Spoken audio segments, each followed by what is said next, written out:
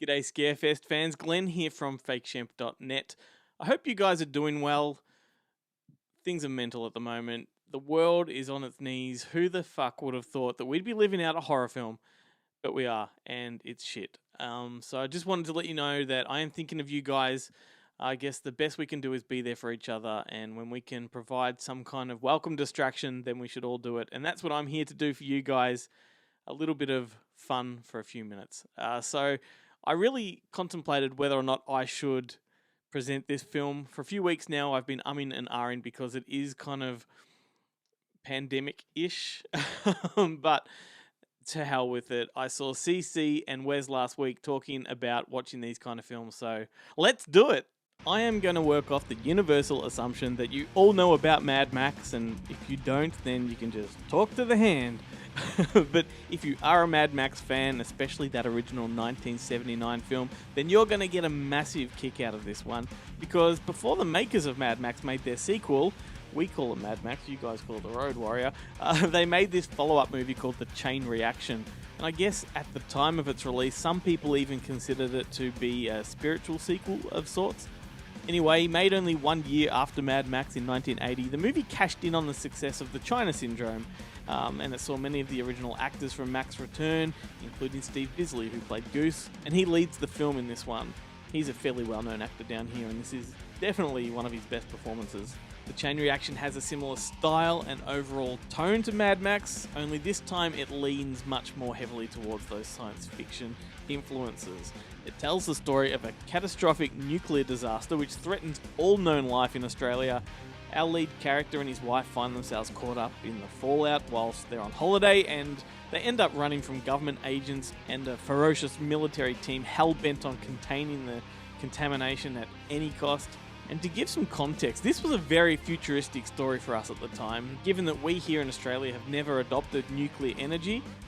But it was also kind of scarily realistic too, because as an island nation, we would watch other countries harness nuclear power and negotiate the potential fallout. So it came at a really interesting and precarious time.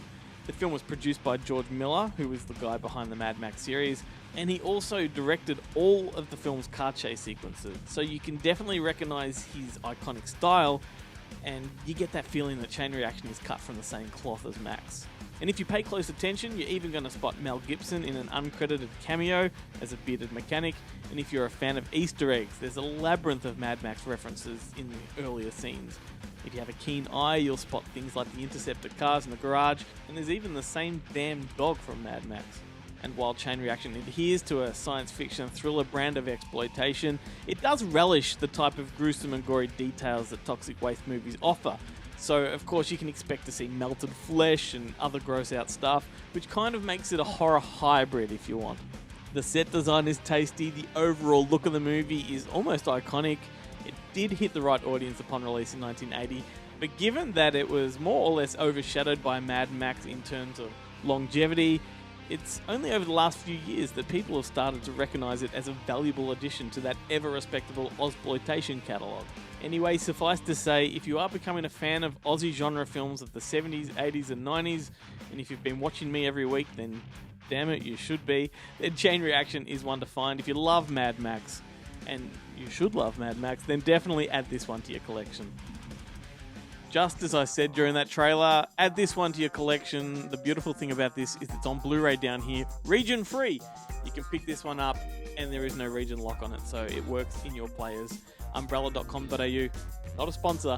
I think that's the best place to get it. Support those guys, they put out some awesome stuff. So anyway, that is it from me. Once again, please take care of yourselves. Thinking of you from down here. Things are pretty grim here as well, so lots of quarantines and self-isolations and I don't know, stage 4 restrictions and all that shit. But if we can pull together as a community, the Scarefest community, for example, is amazing. So stick with it, watch what we do.